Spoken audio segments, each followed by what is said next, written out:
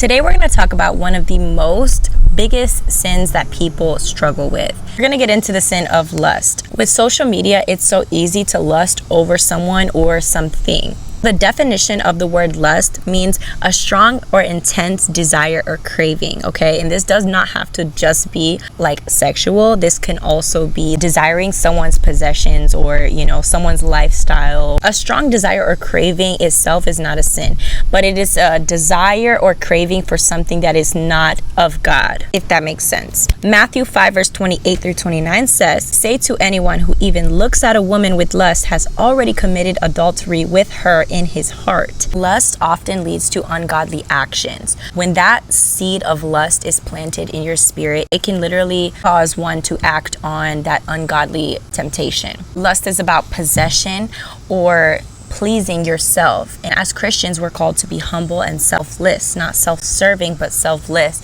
Jesus taught this by his entire sacrifice that he did for us. He died for us. He came not to be served, but to serve others. So we should take that and, try to represent that as much as we can in our walks with God. 1 John 2 verse 16 says, "For everything in the world, the lust of the flesh, the lust of the eyes, and the pride of life comes not from the Father, but from the world." Proverbs 6 verse 25 says, "Do not lust in your heart after her beauty, or let her captivate you with her eyes." Examples of lust can be fornication, desiring someone who's already married, or, you being married and desiring someone else that's not your wife or husband, or just lusting over someone else and what they have. So if you are someone that struggles with lust, you have to first give it to God and allow God to come in and strengthen you to overcome those temptations and the spirit of lust. Understand that it's a spirit, okay? With everything in life, it's super spiritual. Whether you believe it or not, there is a spiritual battle happening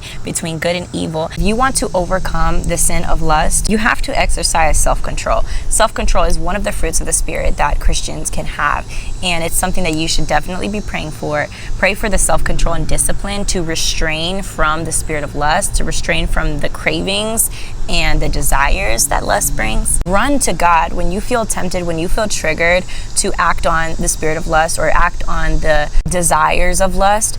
You have to run to God. Run away from lust and run to God. Easier said than done, right? The more that you run, okay, relax.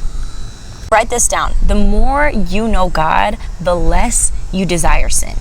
The closer you get to God, the easier it is to fight off those sins. When you really know God, that desire to live like the world, that desire to please the flesh, literally dwindles. You start to crave the things that God loves. You start to crave things that pleases God, and you start to hate the things of the world, okay? So if you have the love of the Father in you, then you no longer will love the things of this world, okay? Because you can't serve two masters. Because you cannot love the world and try to love God. You can't still be cool and down with the world and culture and still try to love God and serve God. You have to choose one or the other. Is it going to be God or is it going to be the world? Is it going to be God or is it going to be the world? You better choose God. Guard your mind from any triggers. Something that a lot of people don't really realize is the reason why you struggle with lust is because you still have open doors to that spirit of lust. Whether that's watching movies with sexual scenes, or that's, opening your door on social media to, triggers and temptations, things that trigger you. Close those doors. Psalm 101 verse 3 through 4 says, "I will not set anything worthless before my eyes. I hate the practice of transgression." Guard your mind from anything that is not pleasing God. If you know that you had a crush on this girl in the past, why do you still have her on social media? Because you're going to continue to lust over that girl. That was for someone. Lust was actually one of the first sins that were introduced into the world. Okay, look at the story of Adam and Eve. Satan used this pleasing to the eye and delightful fruit to tempt and entice Adam and Eve. It's literally one of Satan's oldest tricks in the book. Eve's longing for the fruit was a lustful desire to possess something that did not belong to her or that wasn't for her. James 1 verse 14 through 15 says, "But each person is tempted when he is lured and enticed by his own desire. Then desire gives birth to sin, and sin, when it is fully grown, brings forth death."